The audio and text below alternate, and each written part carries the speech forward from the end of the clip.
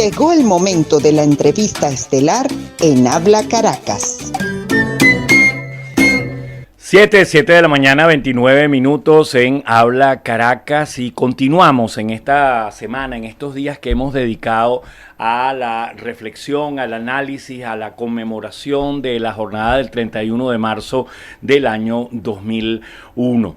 Hoy vamos a conversar con Nancy Hernández de Martín. Nancy es una profesional experta en la materia electoral, activista de la sociedad civil venezolana, y en su momento fue presidenta de la Sociedad de Padres y representantes del colegio en el que estudiaban sus hijos, y le tocó pues participar en todo el proceso de la movilización de los padres y representantes, que llevó a la constitución incluso de un ente que agrupó a las diferentes sociedades de padres y representantes, que se llama FENASOPADRES. Hola Nancy, buenos días, ¿cómo estás?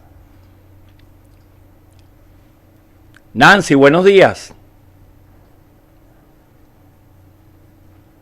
Hola Nancy. ¿Cómo estás? Bueno, gracias por el contacto y efectivamente.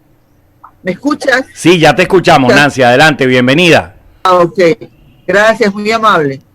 Elías, fíjate, es muy importante lo que acabas de señalar, porque una de las cosas que este movimiento del 2011 trajo como consecuencia fue la toma de conciencia de muchísimas comunidades educativas, de sociedades de padres y representantes y de centros de estudiantes para la época, de su participación y su activismo como ciudadanos, más allá de los muros del plantel, de la escuela, del liceo, del colegio, donde estuvieran estudiando nuestros hijos o activándose como docentes o como estudiantes. Eso fue como un despertar democrático.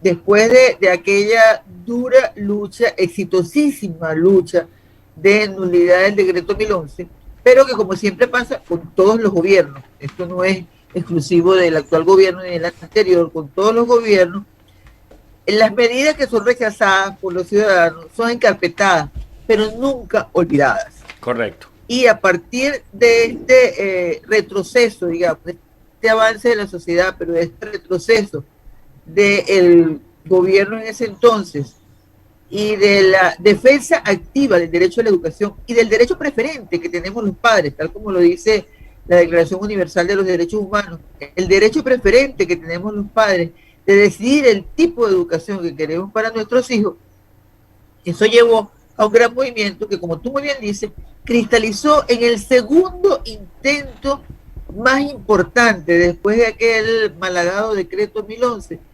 que realizó el Ejecutivo Nacional para ese entonces, presidido por Hugo Chávez, de meter en cintura a la educación venezolana. Uh-huh. Y estoy hablando de después de su segunda elección, el año 2006, que se le otorga la primera ley habilitante, pretende incluir dentro de ese paquete de leyes habilitantes la ley orgánica de educación, saltándose además todo el mandato constitucional, que las leyes orgánicas no pueden ser objeto de leyes habilitantes, tienen que ser consultadas, tienen que ser discutidas, tienen que ser llevadas y conocidas por la población para poder ser sancionadas por el órgano legislativo.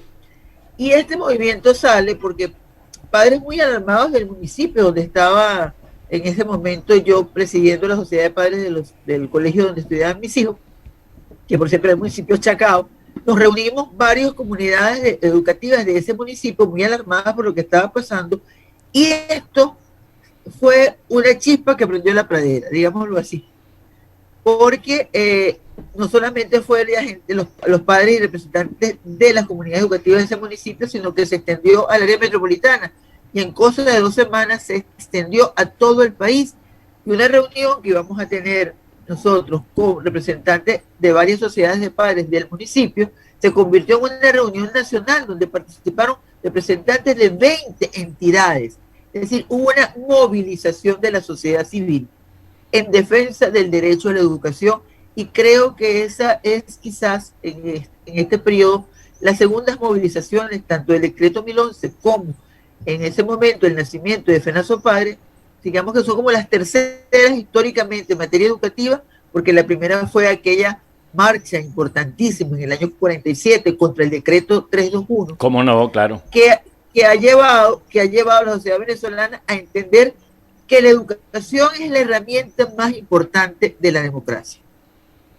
Nancy, las sociedades de padres y representantes continuaron después de estos acontecimientos que tú has citado, siendo un factor fundamental, foros, reuniones, la ley orgánica de educación, y de pronto viene nuevamente, aparece en el escenario Marian Hanson, ya no como viceministro, sino como ministro, y se impone la resolución 058 y le da un cambio en la estructura a las comunidades educativas, especialmente suplantar a la figura de las sociedades de padres y representantes. ¿Cómo valoras tú esa jugada oficial? Sí, bueno, las experiencias son vivencias de aprendizaje y evidentemente no podemos esperar que solamente la sociedad civil aprenda, también aprenden los representantes del Estado. Esto es una experiencia realmente bien dolorosa para el ejercicio pleno de los derechos humanos en el caso que nos toque del derecho a la educación. ¿Y por qué decimos dolorosa? Porque mientras más actividad tengan los ciudadanos, mientras más espacio se ocupe, más garantía hay del ejercicio pleno del derecho. Y esta intervención forzada del Estado, que no es la primera que hizo Marian Hanson, ojo, sí. Yo te cuento una anécdota, y creo que tú estuviste allí, tú participaste con nosotros, eso es una anécdota compartida para los oyentes y los televidentes. En el foro en el Santiago. A propósito, en el foro de Santiago. En el Santiago, sí, yo estaba sentado al lado de la profesora Marian Hanson. Y ella participó como ponente sí. defendiendo en ese momento la postura gubernamental sobre la intervención, que es importante que la gente lo sepa. Sí, señor. El decreto 1011 establecía unos comisarios políticos y no, como decía para el entonces ministro Navarro, eran comisarios políticos. 7 de la mañana, 36 minutos, pequeña, allá. Del docente, por el reglamento docente, por el reglamento de la ley del ejercicio docente, estaban obligados al proceso de acompañamiento en la enseñanza-aprendizaje en cada uno de los planteles oficiales o privados. Lo que pretendían con ese decreto era tener comisarios políticos sin ningún tipo de credencial, a pesar del discurso del profesor Navarro en ese entonces, que decían que tenían que tener por concurso. No, ese fue el primer paso para acabar con la profesionalización de la área de la docencia, de la profesión docente, valga la redundancia, pero además con el desmantelamiento y con la desinstitucionalización de la institución escolar venezolana. Ese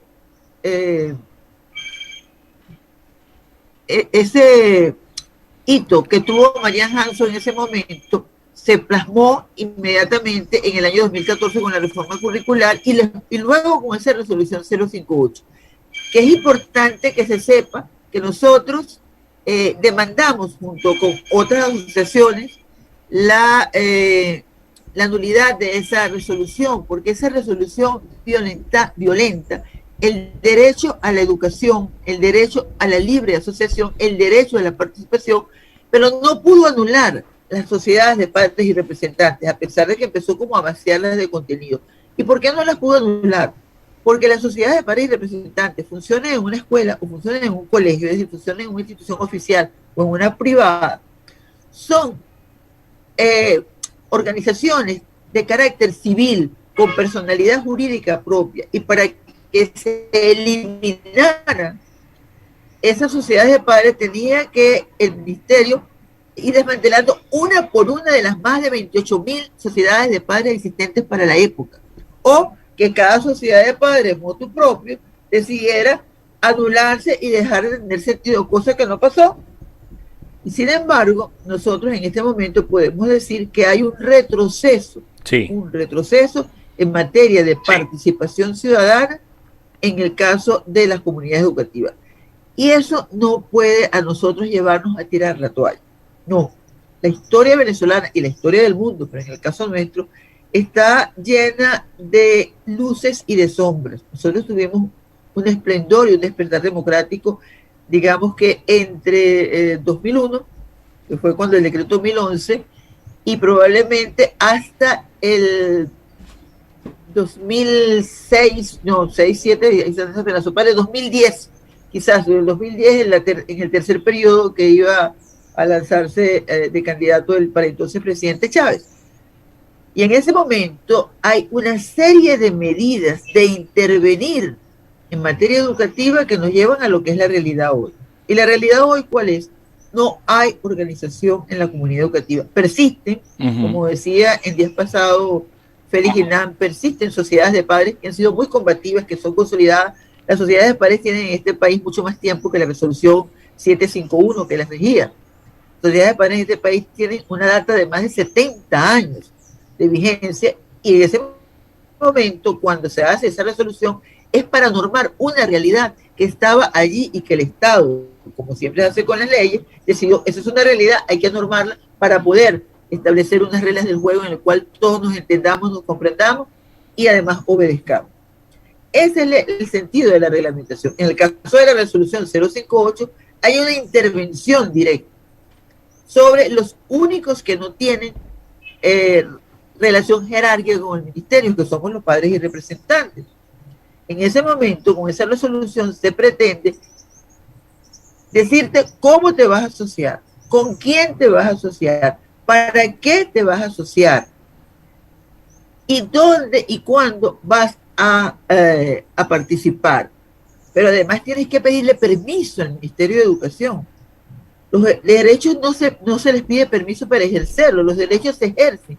En este momento, con esa resolución, los padres y representantes se encuentran atados de manos, porque además hay un chantaje hacia las directivas de los planteles por parte de las zonas educativas y de los institutos escolares, y en este caso de los circuitos escolares, que es la nueva organización que establece el ministerio, donde si no constituyen el Consejo Educativo,